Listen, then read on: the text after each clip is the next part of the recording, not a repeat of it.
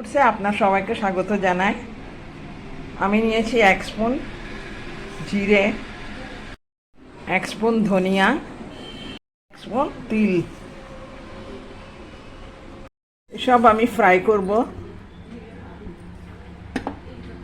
আর লঙ্কা দিয়েছি, red Chillies, এসব আমি ফ্রাই করব। তিল ফাটছে, তার মানে এটা ফ্রাই হয়ে গেছে। এটা ঠান্ডা হওয়ার পর আমি গ্রাইন্ড করে নেব। আমি এখন 2 স্পুন তেল দিয়েছি। পেঁয়াজ ফ্রাই করে নেব, ভালো করে ব্রাউন কালার হওয়ার পর্যন্ত আমি ফ্রাই করব। ঠান্ডা হয়ে গেছে, আমি গ্রাইন্ড করে নেব। এটা কালারে চলে এসছে অনিয়ন। এটা আমি একটা বাউলে রেখে নেব। গাওনাট ফ্রাই করছি।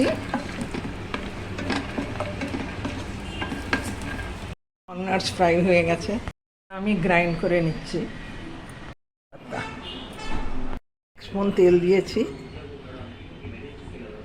আমি বেশি তেল ইউজ করি না, 1.5 দিচ্ছি ব্যাস।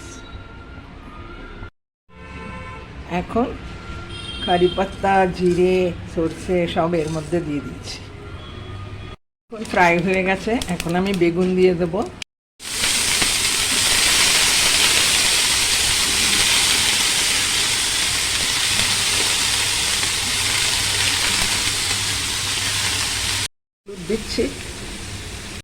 দিচ্ছি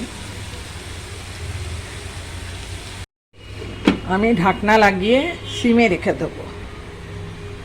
এখন যেই আমি তিল, ধনিয়া, জিরে, লাল লঙ্কা করেছি ওইটা আমি দিয়ে দিচ্ছি এর মধ্যে। আমি ফ্রাই করা পেঁয়াজটা দিয়ে দিচ্ছি উপরে, আর ভাজা গ্রাউন্ডনাটসগুলো দিয়ে দিচ্ছি। যদি এই ভিডিওটা আপনার পছন্দ হয়, লাইক করুন, শেয়ার করুন, সাবস্ক্রাইব করুন। আপনিও এমনি বানান।